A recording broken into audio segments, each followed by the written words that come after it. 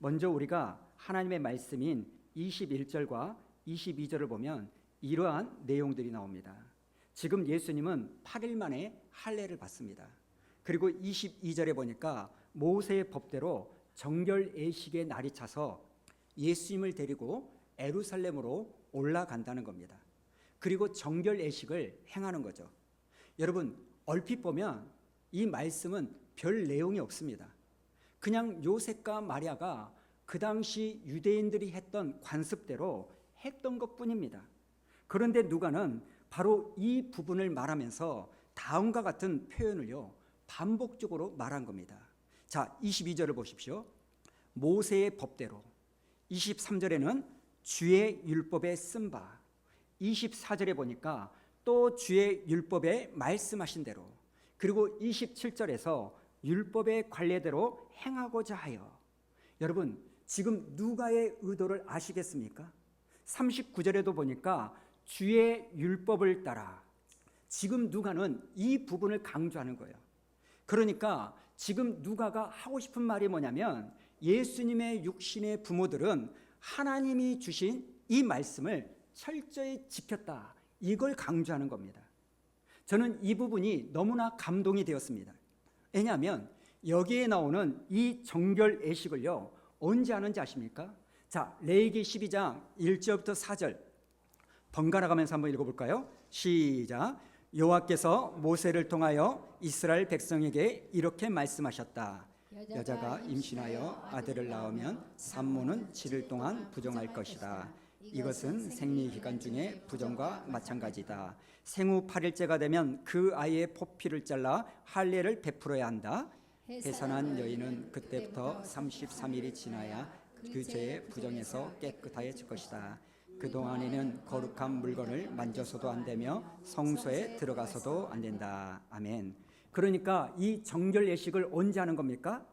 아이가 할례를 받기 전 7일이 지나고 거기다가 플러스 33일 합쳐서 40일이 지나야 정결 예식을 행하는 거예요.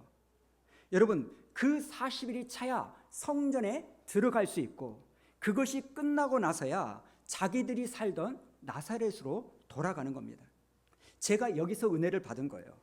여러분, 지금 이 사람들은요 어디서 살았냐면 이 예루살렘에서 100km 멀리 떨어진 나사렛에서 살고 있었습니다. 그런데 로마 황제의 호적 명령에 따라서 베들레헴으로 내려왔는데 여기서 예수님이 태어난 거예요. 그런데 율법을 보니까 아이가 태어나면 40일 동안 격리가 되어야 되는 거예요. 어느 누구도 만나면 안 됩니다. 여러분, 우리 같으면 어떻게 했을까요? 만약 저 같았으면 일단 나사렛 집으로 돌아가서 나 같으면 거기서 정결 예식을 행했을 것 같아요.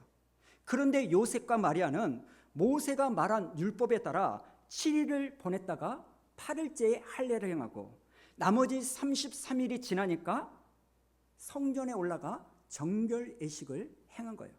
그렇다면 여러분, 지금 마리아와 요셉은 그리고 예수님은 40일 동안 베들레헴 어디서 머물렀을까요? 여관에 방이 없으니까 예수님은 어디서 태어나셨어요? 마구간에서 태어나셨어요. 그러니까 이 사람들은요 방이 없어서 그 40일을 마구간에서 보낸 겁니다. 여러분, 지금 마리아와 요셉은요 상황과 형편이 하나님의 말씀을 제대로 지킬 만한 여건이 안 됩니다. 지금은 말씀을 지킬 만한 상황이 되지 않습니다. 그럼에도 불구하고 마리아와 요셉은 하나님의 말씀을 지키는 모습을 보여주는 거예요. 사실 우리는요 하나님께서 왜 이런 명령을 하시는지 알지 못합니다. 왜 하나님께서는 아들을 낳으면 33일 또 딸을 낳으면 66일이 부정하다 그래가지고 격리가 되어야 되는지 우리는 알 길이 없어요. 그런데 이것은 우리만 알지 못하는 게 아니라 그 당시 이스라엘 사람들도 이유를 알지 못했습니다.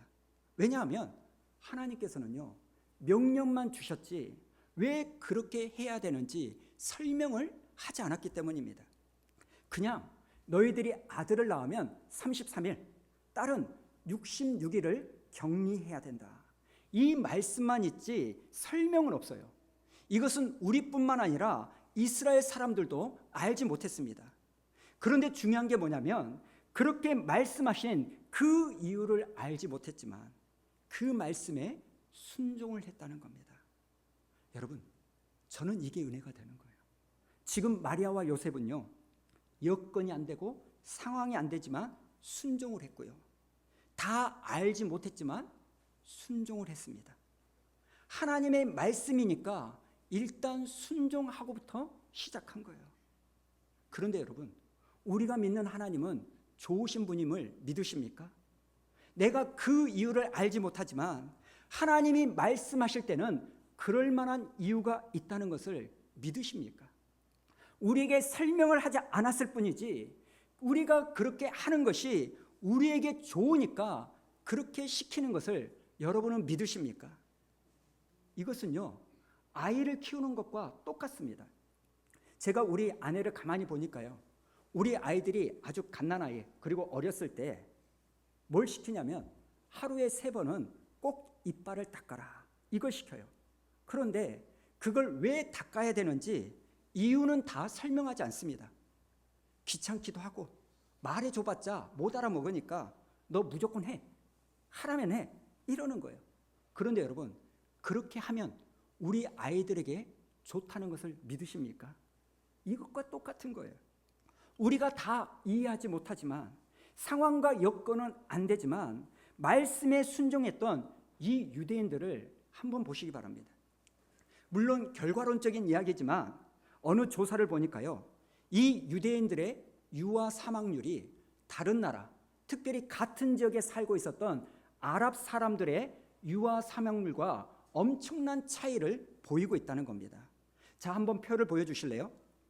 이게 1975년도부터 조사된 표인데요, 제일 위에 있는 초록색, 이게 아랍 사람들의 유아 사망률이고요. 그리고 중간에 있는 빨간색은 전 세계 유아 사망률입니다. 그런데 제일 아래인 파란색은요, 이스라엘 사람들의 유아 사망률이에요. 지금 이 표를 보면 이스라엘 사람들의 유아 사망률이 같은 지역에 살고 있던 아랍 사람들의 유아 사망률보다 현격하게 낮다는 것을 볼 수 있습니다. 여러분, 1975년도에 이렇게 격차가 벌어졌다면 그 이전에는요, 엄청난 격차가 벌어졌을 거예요. 여러분, 왜 그렇다면 유대인들의 유아 사망률이 이렇게 낮을까요?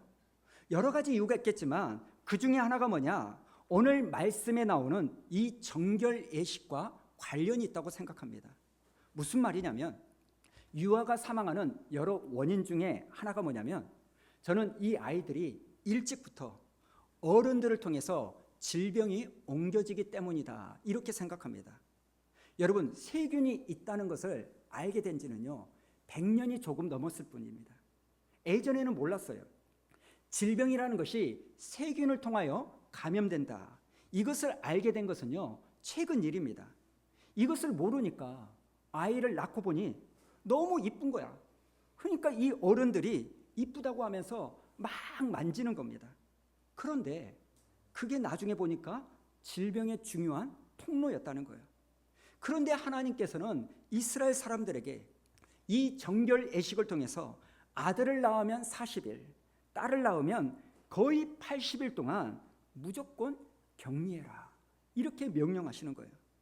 그래서 저는 아마도 유대인들의 유아 사망률이 이렇게 낮은 것이 아닐까, 그렇게 추측을 해봅니다. 그런데 하나님은 그 이유를 설명해 주지 않는 거예요. 사실은 보이지 않는 세균이란 게 있거든. 그 세균을 통해서 질병이 옮기는 거거든. 하나님은 이렇게 일일이 설명해 주지 않습니다. 그냥 지키라는 거예요. 그런데 여러분, 우리가 그 이유를 모르지만 그 말씀에 순종한 사람에게는 복이 임했습니다. 여러분, 제가 지금 말씀드리고자 하는 핵심을 아셔야 돼요. 저는 이렇게 말하고 싶습니다. 우리가 다 알지 못해도 하나님의 말씀에 여러분 순종하시기 바랍니다. 순종하는 자에게 복이 임합니다. 그리고 우리의 여건이 안 되고 상황이 안 되어도 하나님의 말씀에 순종해 보시기 바랍니다. 분명히 여러분에게 유익하다는 겁니다. 그러니 여러분, 주의를 꼭 지키시기 바랍니다. 그리고 하나님의 것을 구별하여 드리라고 했습니다. 우리가 다 그 이유를 알지 못하지만 내 여건이 안 돼도 하나님의 말씀을 지키는 자에게 복이 임할 줄로 믿습니다.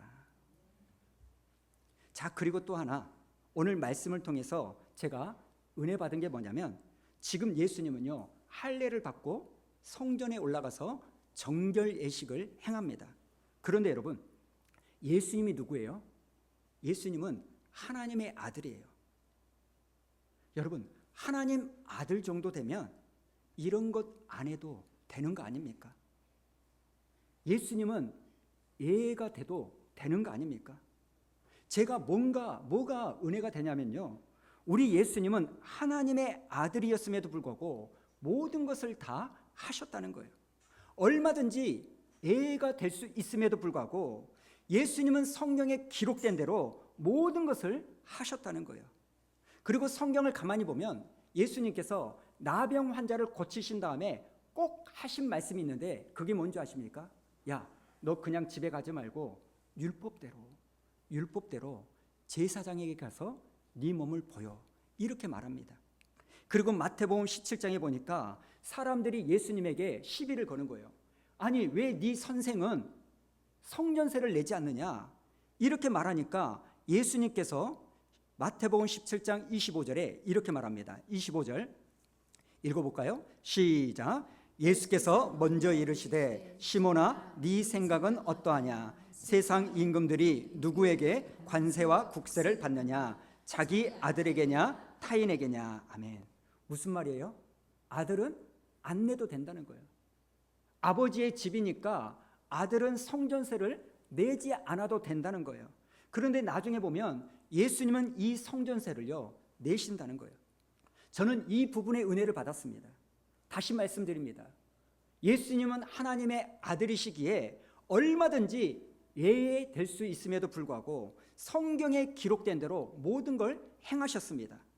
저는 여기서 우리가 은혜를 받아야 된다고 해요. 자꾸 맨날 내 죄를 용서해 주신 이 부분에만 은혜 받으면 안 되고요, 여기서도 우리는 은혜를 받아야 돼요. 오늘날 우리나라의 문제가 뭡니까? 힘없는 국민들은 원칙과 법을 지켜야 됩니다. 그런데 힘 있는 권력자들은 법을 안 지켜도 된다. 이게 오늘날 우리의 문제라는 거예요. 여러분, 자꾸 우리는요 예외를 적용받으려고 하면 안 됩니다. 지금 예수님은 하나님의 아들임에도 불구하고 원칙을 지키셨다는 거예요. 우리도 이런 데서 은혜를 받고 원칙을 지키는 저와 여러분 되기를 축복합니다. 그리고 예수님에 대해서 몇 가지만 더 말씀을 좀 드리려고 하는데요, 오늘 말씀을 보니까 여러분, 우리 예수님은요 드러내시는 분이라는 거예요. 32절에 보니까 시몬이 예수님을 보고서 이렇게 예언합니다.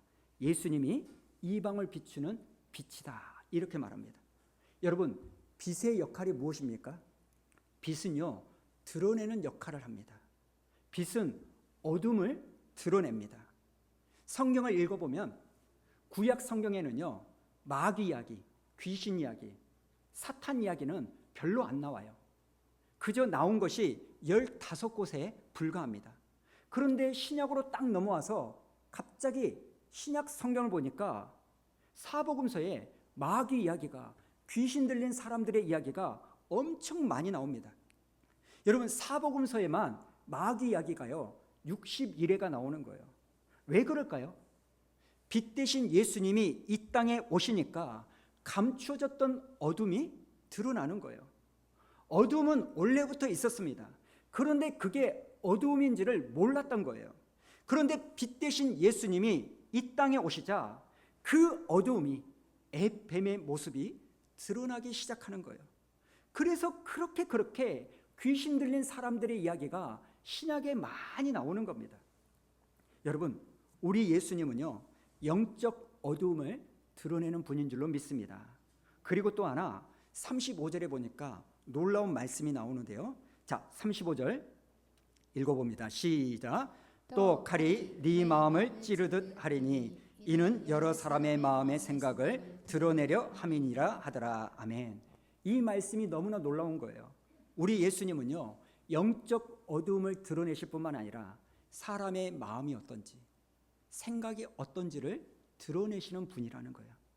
여러분, 10길 물속은 알아도 한 길 사람 속은 모른다, 이 말이 있잖아요. 지금 저 사람이 무슨 생각을 하고 있는지, 저 사람의 마음이 어떤지 나는 알 수가 없는데 예수님은 그 사람의 마음을 드러내시는 거예요. 그래서 제가요, 가만히 예수님의 인생을 생각해 봤습니다. 여러분, 예수님이 이 땅에 오셨을 때 그 당시의 왕이었던 헤롯 대왕이 어떤 사람인지가 드러났습니다. 메시아가 태어났다는 이 말을 듣자 헤롯은요, 2살 이하의 남자아이를 싸그리 죽여버립니다. 예수님이 이 땅에 오심으로 말미암아 이 헤롯은 엄청난 잔인한 사람이라는 것이 드러나는 거예요. 그리고 예수님이 사역하실 때 많은 사람들의 마음이 드러납니다. 대표적으로 드러났던 사람들이 종교 지도자들, 사두개인, 서기관, 바리새인, 제사장들입니다. 여러분, 이 사람들은요, 예수님이 이 땅에 오시기 전까지는 누가 봐도 아주 괜찮았던 사람들입니다. 그런데 예수님이 이 땅에 오셔서 이 사람들의 속내를 드러내시는 거예요. 회칠한 무덤아, 겉으로는 번지르르 하지만 니들의 속은 악함으로 가득 찼다, 이렇게 말합니다. 예수님이 그들의 마음을 드러내시는 겁니다. 그리고 예수님은요, 씨 뿌리는 비유를 통하여 우리가 하나님의 말씀을 받을 때 우리의 마음이 어떤지를 드러내십니다. 똑같은 말씀을 듣는데도 어떤 사람은요, 달고 달아서 길바닥 같은 마음이라는 게 드러납니다. 또 어떤 사람은 가시밭 같은 마음이라는 게 드러나는 거예요. 또 말씀을 듣고 보니까 돌밭같이 완고하고 고집불통인 마음이라는 것이 드러납니다. 그리고 말씀을 듣고 보니까 저 사람의 마음은 좋은 마음이구나, 이게 드러나는 거예요. 여러분, 저는 목사로서요, 아픔이 하나 있습니다.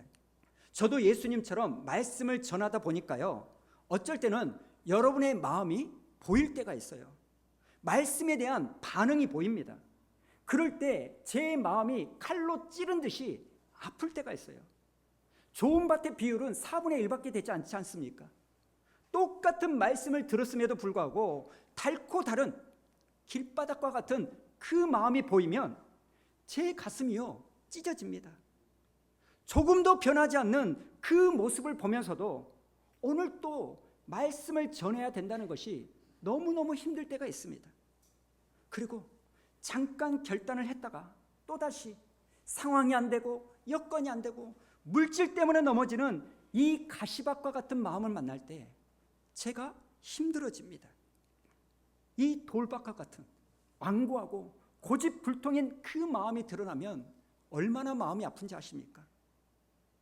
여러분, 예수님이 십자가에 돌아가실 때 그렇게 따라다녔던 이 제자들의 마음이 드러나 버렸습니다. 누가 봐도 충성스러웠던 베드로의 마음이 드러납니다. 좋을 때는 좋은데 자기 목숨의 문제가 딱 걸리면 예수님을 3번이나 부인하는, 얼마든지 예수님을 부인할 수 있다는 그 마음이 드러나 버린 거예요. 여러분, 예수님 때문에 내가 어떤 사람인지가 드러납니다. 빌라도의 마음도 그때 드러났어요. 내가 하나님보다 사람을 더 두려워한다, 이 마음을 가지고 있다는 게 드러났습니다. 사랑하는 여러분, 예수님은 우리의 마음을 드러내는 분이십니다. 사실 제가 매일마다 말씀을 묵상하고 큐티할 때 제 마음은 찌르듯이 아파요. 왜냐하면 제 속에 더러운 게 너무나 많은 것이 드러나기 때문입니다. 그런데 여러분, 얼핏 보면 이게 너무나 아프고 슬프지만 다시 생각해 보면 여러분, 이게 은혜라는 거예요. 내 속에 감춰진 것이 예수님으로 인하여 드러나게 되는 거, 이게 은혜인 줄로 믿습니다. 내 속에 더러운 것이 있는데 그게 드러나야 고쳐지는 거 아닙니까? 베드로의 마음속에 그렇게 더러운 것이 감춰져 있었다. 이것이 드러나니까 나중에 고쳐지고 교회의 리더가 되는 거 아닙니까? 여러분, 드러나는 것은 너무너무 아프지만 드러나는 것이 나를 살리는 길이기 때문에 이게 은혜인 줄로 믿습니다. 저는 오늘 말씀을 통해서 하나님께서 여러분 속에 있는 모든 것들이 다 드러나는 은혜가 있기를 축복합니다. 여러분, 이게 정말 중요한 거예요. 오늘 우리가 이 자리에 앉아있지만 고상하게 보이지만 우리 속에는요 정말 더러운 게 많습니다. 오늘 예수님은 그것을 드러내기를 원하세요. 그리고 고치시기를 원하십니다. 그런데 우리의 문제가 뭡니까? 내 속에 그렇게 더러운 것이 많음에도 불구하고 내 것을 보기보다는 옆 사람의 더러운 것을 말하기가 좋아하는 거예요. 이건 사단에게 속는 겁니다. 사랑하는 여러분, 오늘 여러분이 이 예배를 통하여 하나님, 내 속에 더러운 것이 드러나는 은혜가 있게 해주십시오. 그래서 내가 깨끗하게 정결하게 고쳐지기를 원합니다. 이 애통함이 있기를 축복합니다. 찬양 중에 마음이 상한 자를 고치시는 주님, 이 찬양이 있죠. 그런데 제가 어느 교회에 가서 찬양을 부르는데 파워포인트에 한번 보여주실래요? 마음이 한 칸 띄고 그 다음 상한 자 이렇게 나와야 되는데 이 파워포인트를 만든 사람이 이렇게 만들었습니다. 한번 보여주세요. 마음 한 칸 띄고 이상한 자를 이렇게 만들어요. 그래서 마음 이상한 자를 고치시는 주님 이렇게 읽히는 겁니다. 제가 이걸 보고 한참을 웃다가 참 은혜가 된다 그런 생각을 했습니다. 여러분, 우리 하나님은요 마음이 상한 자를 고치시기도 하지만 마음 이상한 자도 고치시는 분인 줄로 믿습니다. 길바닥 같은 마음이 이상한 마음을 가진 자예요. 돌박 같은 가시밭 같은 그 마음을 가진 사람이 이상한 마음입니다. 그 마음들도 주님이 고쳐주십니다. 마지막으로 한 가지만 더 말씀드리고 말씀을 마칩니다. 오늘 요셉과 마리아가 정결 예식을 행하려고 성전에 들어가는데 거기서 시므온이라는 사람을 만납니다. 자, 25절과 26절을 보니까 성경은 시므온을 이렇게 말합니다. 읽어볼까요? 시작. 예루살렘에 시므온이라 하는 사람이 있으니 이 사람은 의롭고 경건하여 이스라엘의 위로를 기다리는 자라. 성령이 그 위에 계시더라. 그가 주의 그리스도를 보기 전에는 죽지 아니하리라 하는 성령의 지시를 받았더니. 아멘. 하나님이 시므온에게 어떤 말씀을 주셨냐면 너는 절대로 죽기 전에 메시아를 볼 거야. 메시아를 보기 전에는 죽지 않을 거야. 그래서 시므온은 성전에서 메시아를 기다립니다.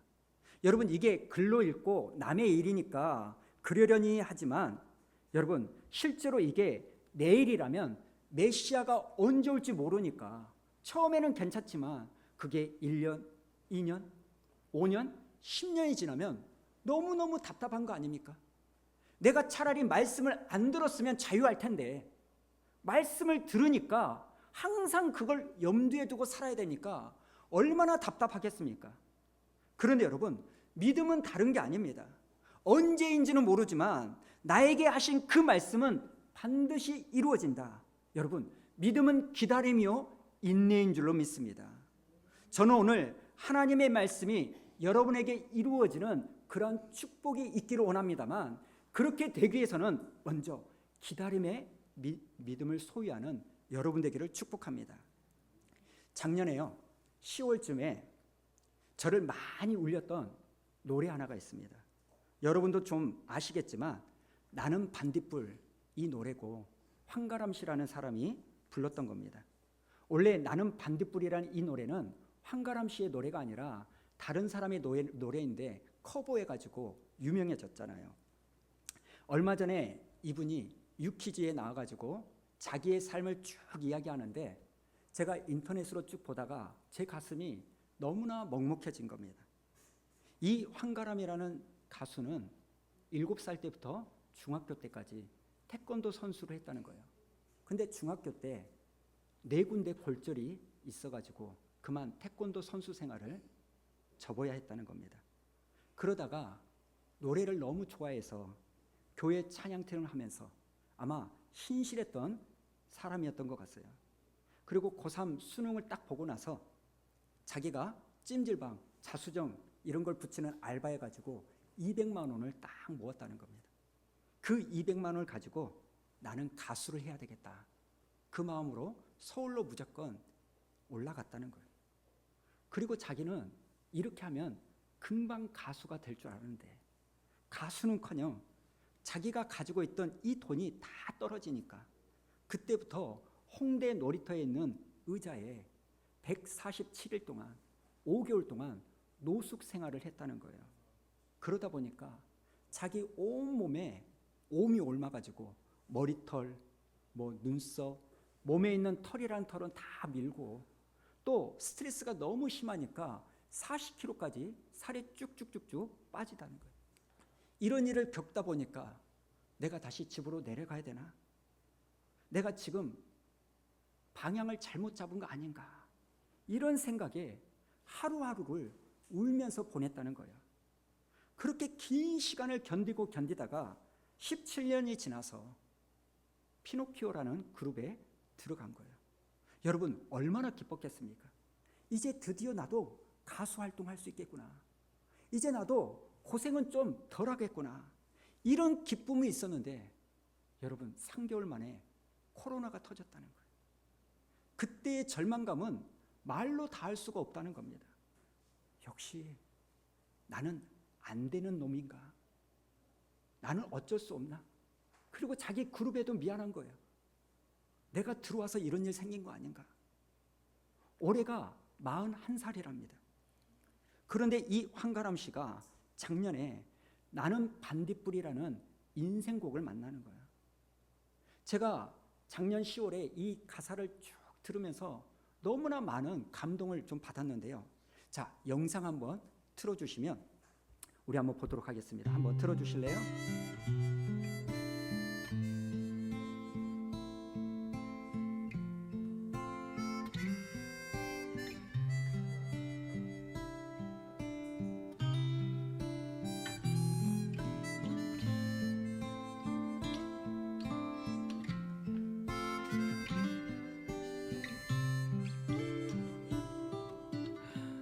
나는 내가 빛나는 별인 줄 알았어요.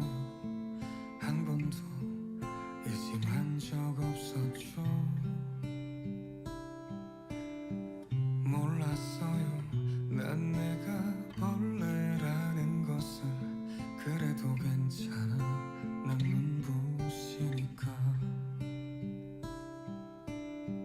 하늘에서 떨어진 별인 줄 알았어요. 소원을 들어주는 작은 별.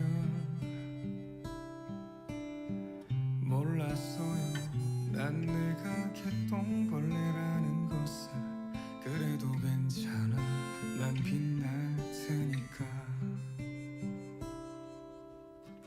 나는 내가 빛나는 별인 줄 알았어요.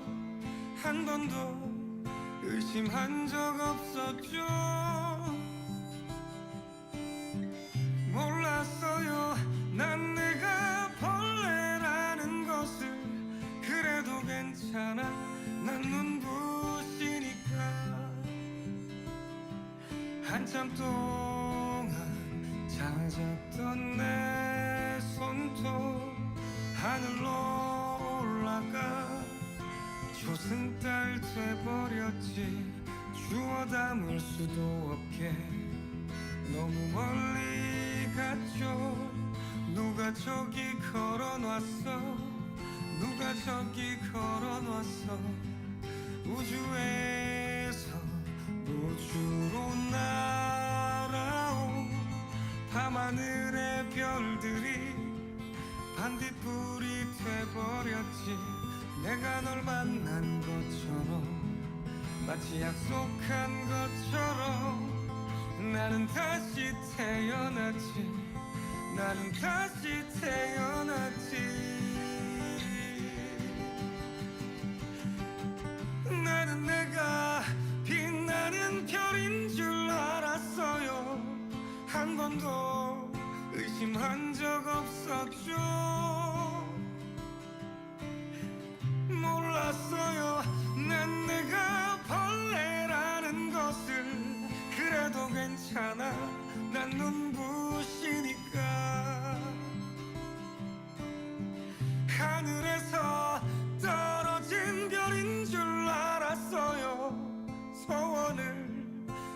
비춰주는 작은 별 몰랐어요 난 내가 개똥벌레라는 것을 그래도 괜찮아 난 빛날 테니까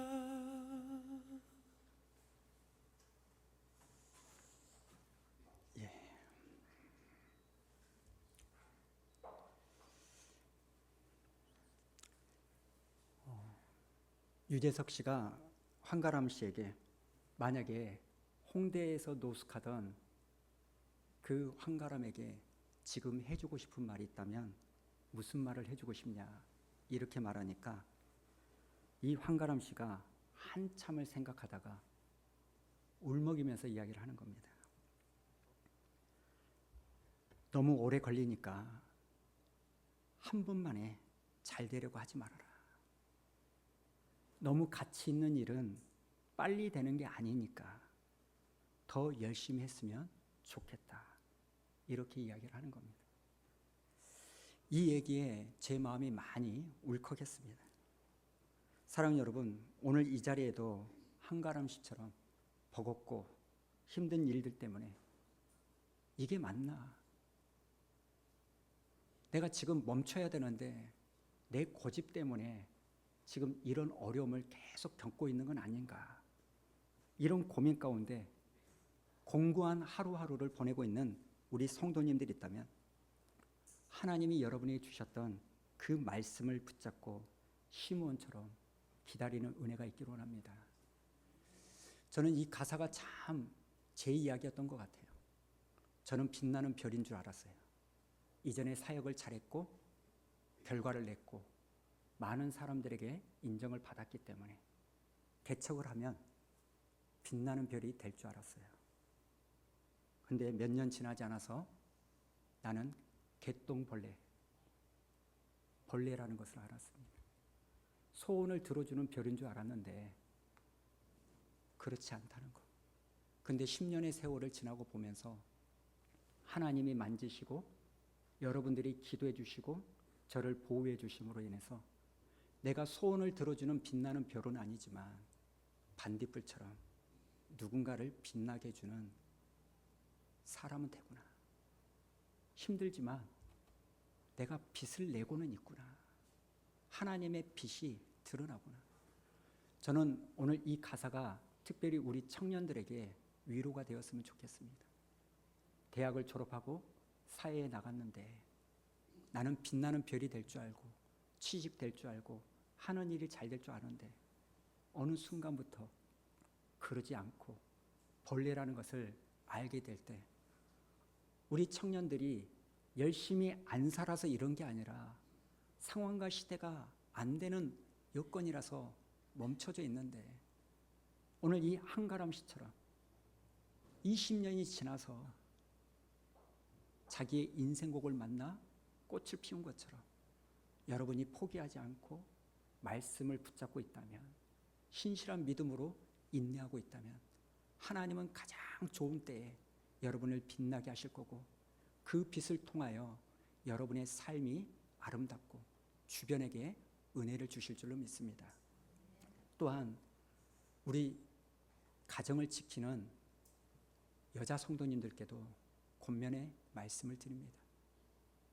나는 이렇게 살 사람이 아닌데 남편 잘못 만나서 환경이 이래서 왜 내가 이렇게 남편과 아이들 뒤치다거리나 하는 그런 삶을 살까? 다람쥐 쳇바퀴 도는 이 삶에 의미가 없는 것처럼 보이지만 여러분은 반딧불입니다. 여러분이 그 작게 보이지만 빛을 발해주니까 그래도 여러분의 자녀들이 지금처럼 자라온 거 아닙니까? 남자분들도 마찬가지입니다. 위축되고 권위는 없고 말발이 서지 않는 집에 들어오면 편해야 되는데 편치 않는 그런 삶을 살면서 때로는 버거울 때가 많으실 거예요. 그러나 여러분이 비추는 그 반딧불의 빛으로 여러분의 가정이 살아나고 있음을 믿고 하나님 앞에 견디시는 저와 여러분 되기를 축복합니다.